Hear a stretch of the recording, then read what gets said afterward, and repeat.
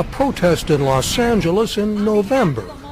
I believe that we will win. I believe that we will win. Like protesters who rallied in September, these Uber and Lyft drivers want better pay, health care, paid vacation, and other benefits.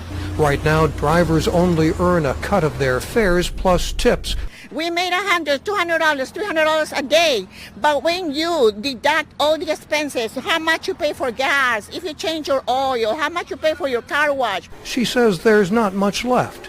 And are the drivers business owners or employees? A California law that takes effect in January tries to answer the question, but all sides say the matter has not been settled. One driver who works for Uber and Lyft doesn't want to be an employee of either company. It's going to limit my income. It's going to limit my freedom on being able to be king of my schedule. But the relationship, says a labor analyst, is one-sided. If you are an independent contractor, you come into the room, you bring a contract, and then you negotiate the conditions of the work. With Uber and Lyft drivers, there's a template. You basically have to say yes.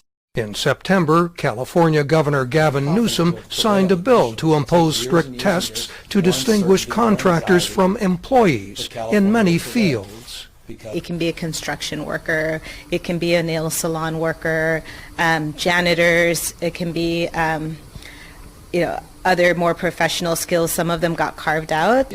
Some are exempted, including doctors and lawyers. Worried truckers who want to stay independent also want an exemption.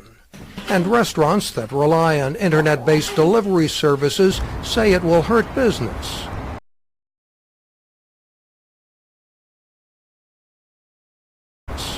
That's a brick and mortar that's actively engaging to expand their business through technology, and that needs to be supported and protected at all costs.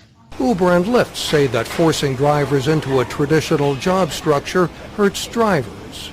That limits their flexibility, and we know from research that at least 75% of these drivers want to remain flexible.